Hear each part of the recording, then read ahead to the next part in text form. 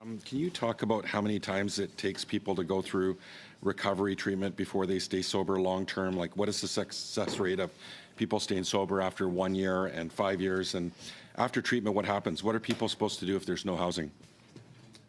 Yeah, I mean, I can. Oh, is that for you, Dr. Humphrey? That's for Dr. Werb, yeah. Yeah.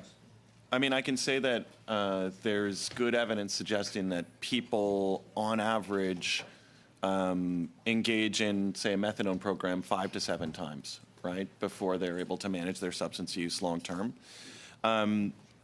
There's evidence suggesting, you know, on the recovery side, for example, there was a randomized clinical trial of buprenorphine and some counseling versus just counseling and no pharmacotherapies.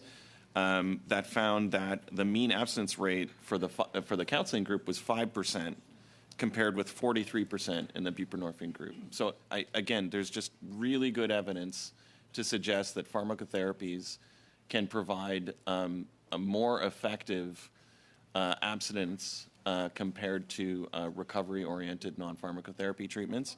And again, I would just reiterate that because of the kind of catch-22 that happens where people can't find housing because they're using substances but can't access treatment because they don't have housing, you know, this is a major, major issue that is going to prolong the life cycle of this overdose epidemic. Thank you.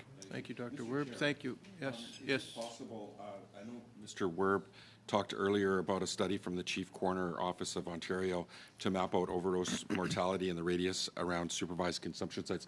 Would it be okay with the will of the committee to ask him to table that report to the committee within 2 weeks? Would that be possible? Thank you. Thank you, Mr.